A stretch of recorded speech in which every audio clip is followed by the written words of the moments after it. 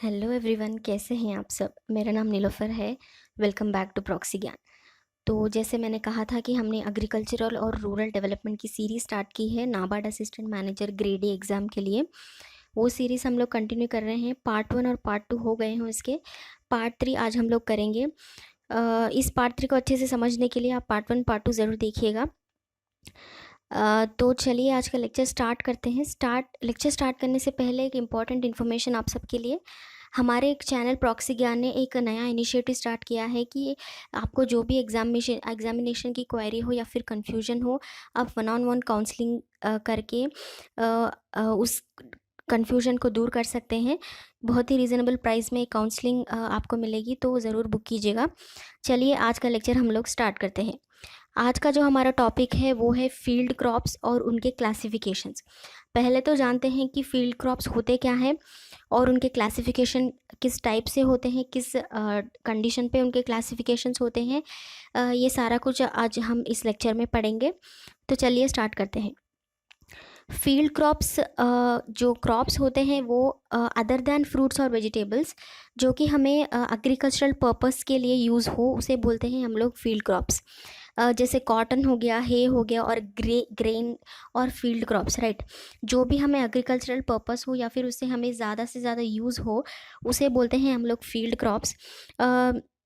जैसे एग्जांपल ले लीजिए कि कॉर्न जैसे है वो एक फील्ड क्रॉप ही है। Corn grown primarily for animal feed और मार्केट ग्रेन। तो ये बोथ मार्केट ग्रेन और एनिमल फीड दोनों के लिए यूज़ होता है, राइट, कॉर्न। तो कॉर्न इज़ वेरी इंपॉर्टेंट, इसलिए हम लोग इसे फील्ड क्रॉप्स में ऐड करते हैं। आई होप कि आपको फील्ड क्रॉप की डेफिनेशन समझ में आ गई होगी। आगे देखते हैं कि फील्ड क्रॉप का क्लासिफिकेशन क्या है और किस कंडीशंस पे वो क्लासिफाई होते हैं, और एक एक क्लासिफिकेशन को डिटेल में हम लोग पढ़ते हैं। पहले तो फील्ड क्रॉप्स क्लासिफाइड होते हैं किस बेसिस पे, लाइफ साइकिल पे, मतलब कि वो कितने ईयर्स लेते हैं एक क्रॉप को कंप्लीट करने में, और वो उसमें कितने क्लासिफिकेशंस है वो पढ़ेंगे। नेक्स्ट है सीजन्स।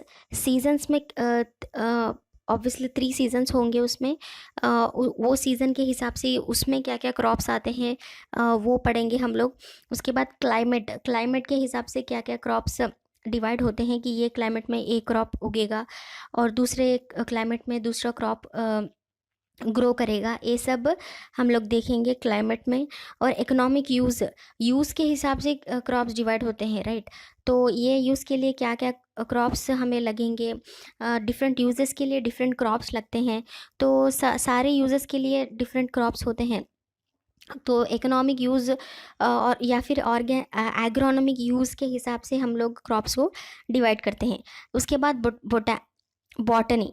बॉटनी में तो ऑब्वियसली डिवाइड होगा ही, मतलब प्लांट्स के पार्ट्स को स्टडी करके उसमें अगर थोड़े प्लांट्स के हम लोग पार्ट्स अगर सिमिलर हैं तो उनको एक स्पीशीज़ में हम लोग रखते हैं, या फिर अलग पार्ट्स डिफरेंट हैं तो उनको अलग स्पीशीज़ में रखते हैं। तो botanical division is also necessary. तो ये सारे 5 डिविजन्स में हम लोग फील्ड क्रॉप्स को पढ़ेंगे। पहले देखते हैं कि कौन सा है। पहले है life cycle. Classification according to life span is as follows. इसमें 3 डिविजन्स होते हैं। पहले तो एनुअल क्रॉप्स। एनुअल क्रॉप्स में plants of this category complete their entire life cycle from seed to seed in a single growing season and then die। इसका मतलब है कि क्रॉप्स पहले तो एक ही बार ग्रो करते हैं और एक ही बार उनसे कल्टीवेशन होता है और उसके बाद वो मर जाते हैं। इसका मतलब एक ही बार हमें उनसे यील्ड मिलता है। इसे बोलते हैं एनुअल क्रॉप्स। बाईएनुअल क्रॉप्स इसमें आता है plants that have life span of 2 consecutive seasons और ईयर्स। एग्जाम्पल शुगर हो गया, बीटरूट जैसे आप पिक्चर में देख सकते हैं, बीट हो गया, बीटरूट हो गया, ये सब बाईएनुअल क्रॉप्स में आते हैं। बाईएनुअल क्रॉप्स में जैसे कि क्रॉप्स एक बार डालेंगे तो 2-3 बार उनसे हमें यील्ड मिल सकती है, ये होता है बाईएनुअल क्रॉप्स। एनुअल क्रॉप्स में ऐसा नहीं। एनुअल क्रॉप्स एक ही बार उगता है और एक ही बार वो मर जाता है, मतलब उसको फिर से हमें सीड्स डालकर उसे फिर से फ्रेश से स्टार्ट करना पड़ेगा एनुअल क्रॉप्स में। बाईएनुअल क्रॉप्स में आप एक ही बार में 2-3 सीजन्स या फिर कॉन्जिक्यूटिव सीजन्स में इसे हम लोग फ़ायदा ले सकते हैं। थर्ड है perennial crops, plants that have life span of 3 और more ईयर्स। ये 3 और more ईयर्स से ज़्यादा हमें कंटिन्यूटी से यील्ड देते रहेंगे, इन्हें बोलते हैं perennial crops. They may be seed bearing और नॉन सीड बेरिंग। जैसे आप लोग जानते हैं सीड बेरिंग प्लांट्स और non seed bearing plants different होते हैं। पेरिनियल क्रॉप्स में ये डिवीजन होता है, जो कि सीड बेरिंग अलग होते हैं, नॉन सीड बेरिंग अलग होते हैं। एग्जाम्पल नैपर फॉडर ग्रास हो गया, कोकोनट हो गया, ऐसे सब क्रॉप्स पेरिनियल क्रॉप्स में हमें देखने को मिलेंगे। तो classification according to life span is divide into 3 types: annual crops, biannual crops and perennial crops. Next है बेस्ड ऑन सीजन। सीजन के हिसाब से क्रॉप्स कैसे डिवाइड होते हैं। पहला सीजन है पहले टाइप है खारिफ क्रॉप्स। ये इसके आपको मंथ्स याद रखने पड़ेंगे, ये एग्ज़ाम में पूछा जा सकता है। जैसे सितंबर टू अक्टूबर कौन से क्रॉप्स ग्रो कर सकते हैं, तो ऑप्शन दे देगा खारिफ, रबी, ऐसे ऑप्शंस दे के आपको पूछ सकता है। तो इसमें मंथ्स आप लोग याद रखिएगा। खारिफ क्रॉप्स जो है वो ग्रो करते हैं जून से जुलाई, जून जुलाई से स्टार्ट होकर वो सितंबर अक्टूबर तक जाते हैं। ये होते हैं kharif crops which requires a warm wet weather during their major period of growth and shorter day length for flowering. Basically ये विंटर सीजन में आता है, जो कि वार्म वेट वेदर चाहिए होगा इनको, और shorter day length. Obviously winter season में शॉर्टर डे होता है, लॉन्ग नाइट होती है, राइट। तो खारिफ क्रॉप्स में जून जुलाई से लेकर सितंबर अक्टूबर तक जाता है। और इसके एग्जांपल्स है राइस, मेज़, कैस्टर, ग्राउंडनट, ये सारे इनके एग्जांपल्स हैं। खारिफ क्रॉप जून जुलाई टू सितंबर अक्टूबर याद रखिए। सेकेंड टाइप है रबी क्रॉप्स। रबी क्रॉप्स जो है अक्टूबर नवंबर से लेकर जनवरी फरवरी तक जाते हैं। इनको कोल्ड ड्राई वेदर चाहिए होता है for their major growth period and longer day length for flowering, okay. इसके एग्जांपल्स हैं wheat, mustard, barley, oats, potato, Bengal gram, cabbage and cauliflower, बेड सीम्स, सारे कुछ इसके रबी क्रॉप्स के एग्जांपल्स हैं।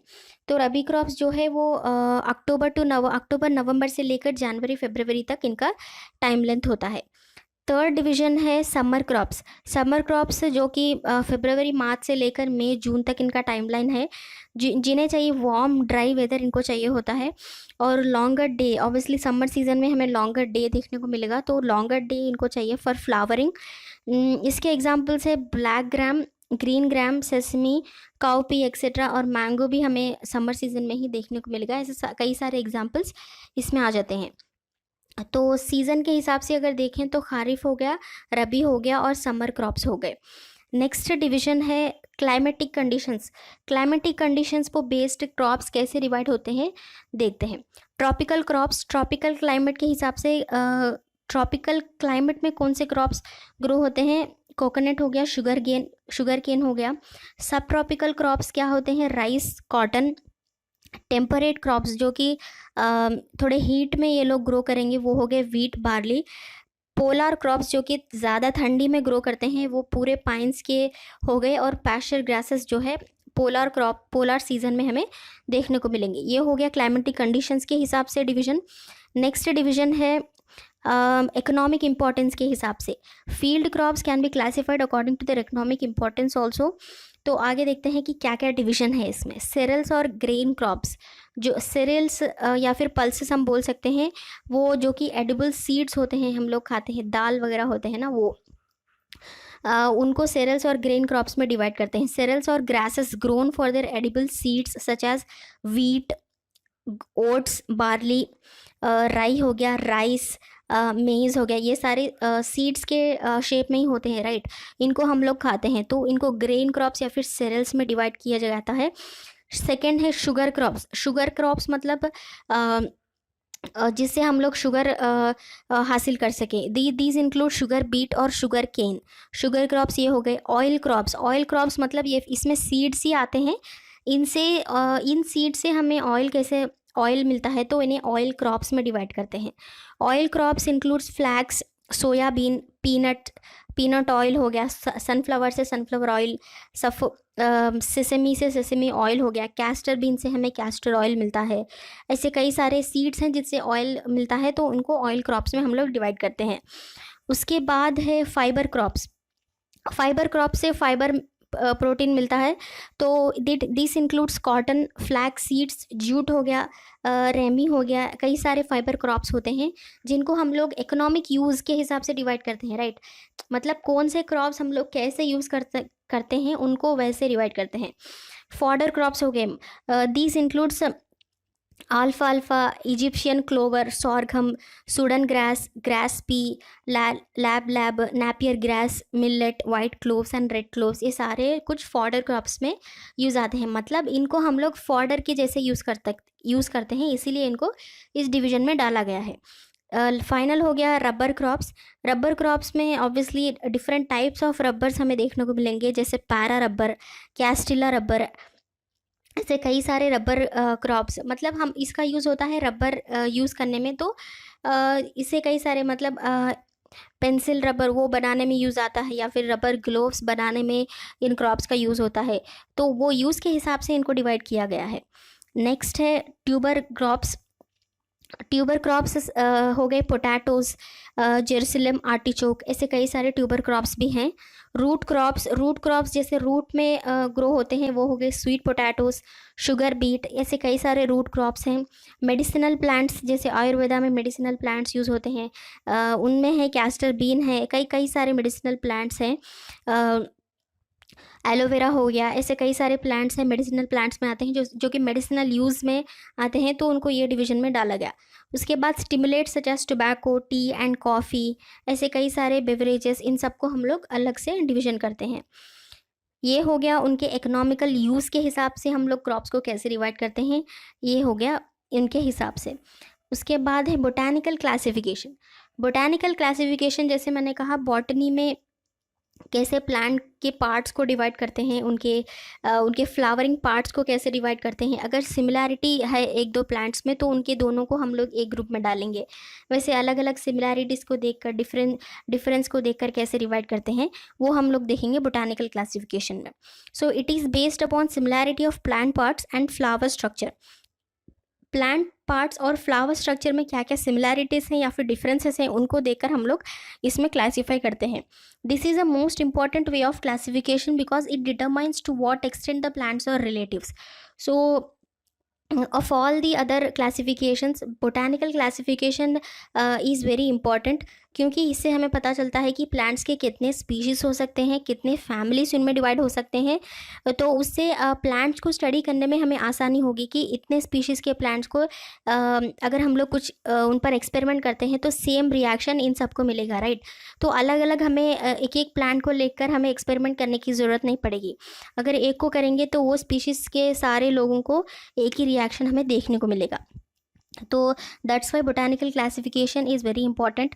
सो field crops belongs to the spermatophytes और सीड प्लांट्स। सीड प्लांट में जो भी आते हैं जिसमें हम लोग प्लांट किंगडम में हम लोग डिवीज़न करते हैं angiosperm in the sense seed bearing plants बोलते हैं उनको, एंजियोस्पर्म्स को। सीड बेयरिंग प्लांट्स जो कि कोट उन पर कोट होता है उनको बोलते हैं हम लोग एंजियोस्पर्म्स। एंजियोस्पर्म में फिर डिवीज़न होता है मोनोकॉटिलिडॉन्स और डाइकॉटिलिडॉन्स में। एंजियोस्पर्म्स में होते हैं सीड बेयरिंग प्लांट्स।